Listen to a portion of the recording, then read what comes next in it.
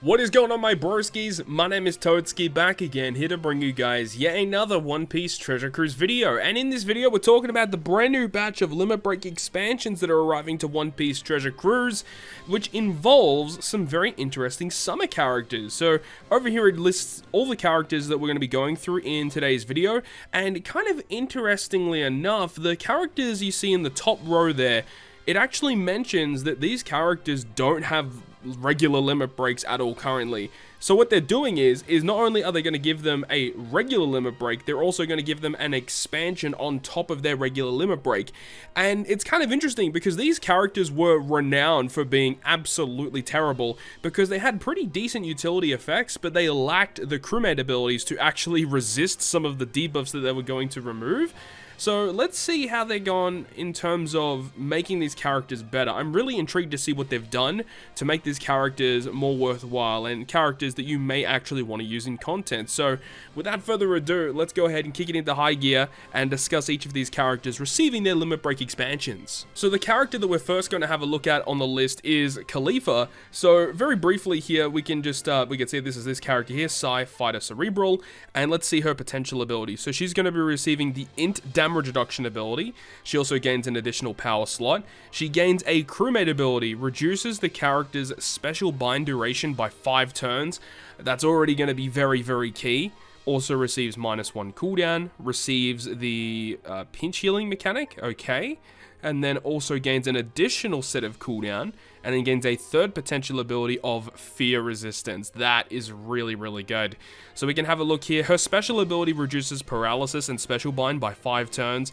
It also makes Dex, Int, and bomb slots matching, and if this character is on your, as your captain or friend captain, you get a 2.25 times attack boost to side characters, which you're not going to be using this character as a captain, but the utility effect is what is key, and making those slots matching in particular, particularly bomb, that's actually very, very intriguing. And then the special bind and paralysis removal is obviously very key, so this character currently doesn't have the crewmate ability to resist it, but when you go ahead and limit break the character, she will gain that, and then her third ability being fear resistance, I think is pretty good too. So overall, I think that this is a pretty solid character for limit break and expansion, but then again, this is a character you're not going to pull a lot of duplicates for, therefore it is going to be hard to max out her fear resistance, which is definitely her best limit break ability. So honestly, it is up to your discretion whether or not you want to go ahead and limit break expand this character.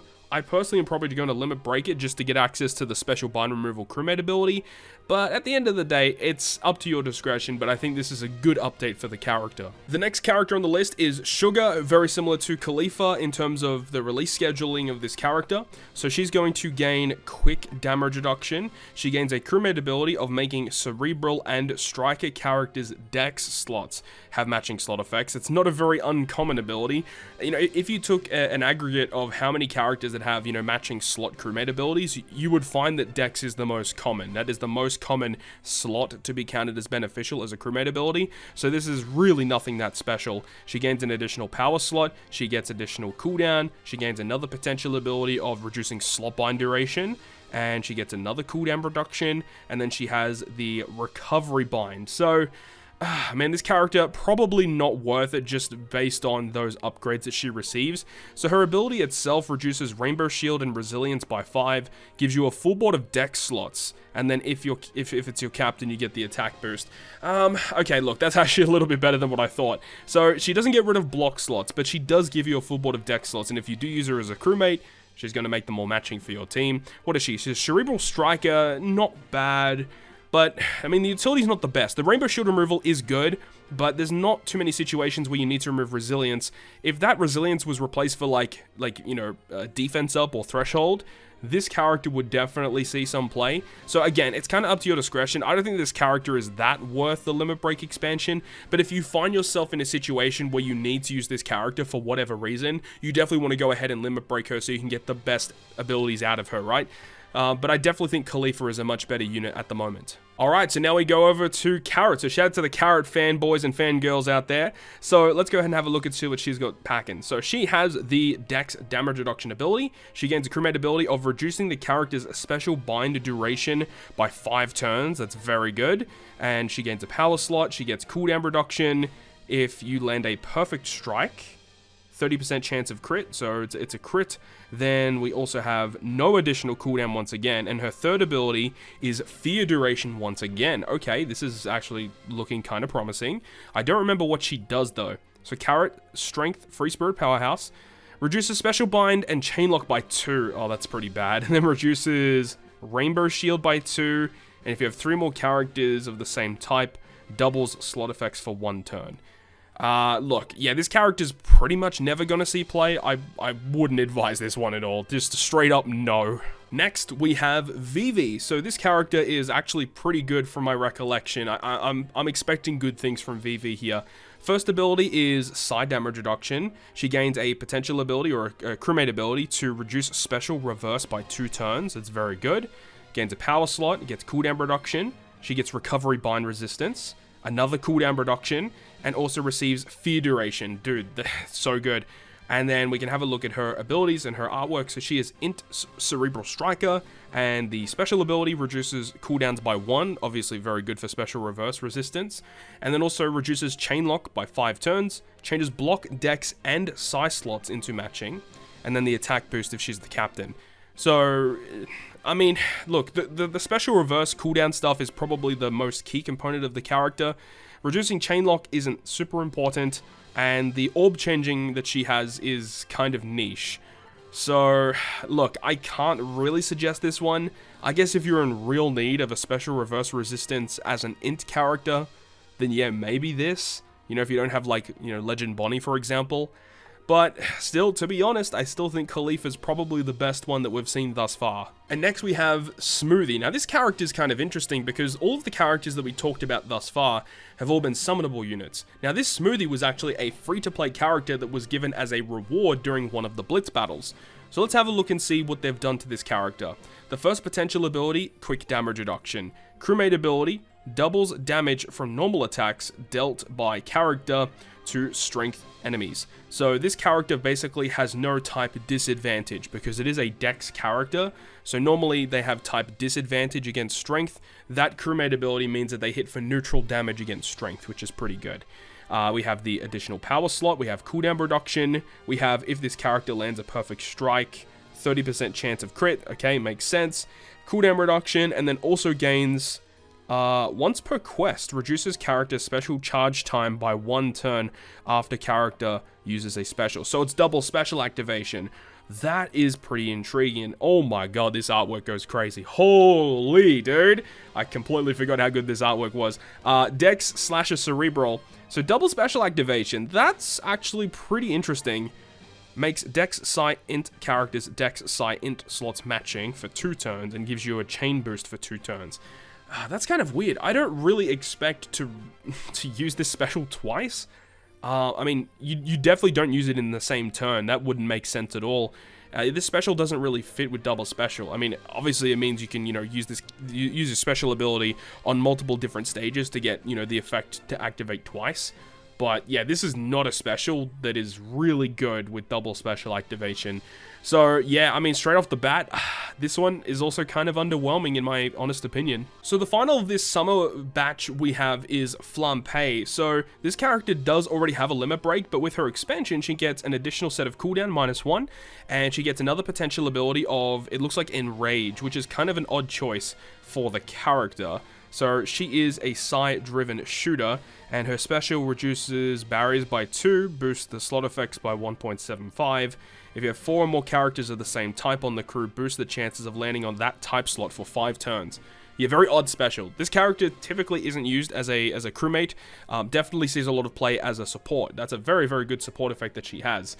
Yeah, so straight off the bat, no. This is not a character that you would be limit break expanding. So there's just 2 more characters left, and both of which are class pickup Sugofest only characters, so limited rare recruits, Kizuna rare recruits, that's what we're looking at right here. Now this Alvida is actually pretty good. She has a very powerful special ability, so I'm very intrigued to see what they've done here. So with the expansion, she gets -1 cooldown, and she gets a 3rd potential ability of reducing slot bind. So that's not too important to the character.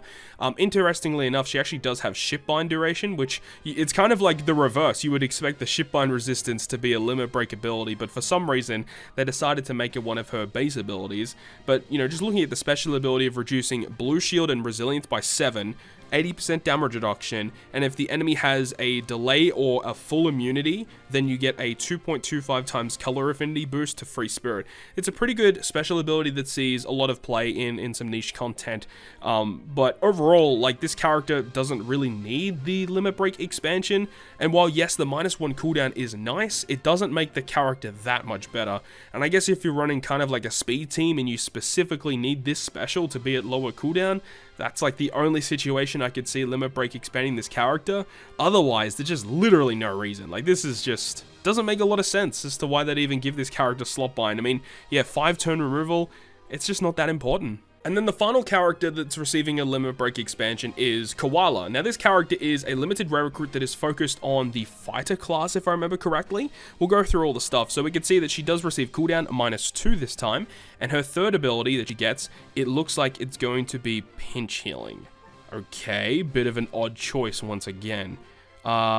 Sure, so she goes down to a 10-turn cooldown. That's actually kind of nice, as it does a little bit of damage to a single enemy. So it's a quick unit that does a damage dealing special, which is good.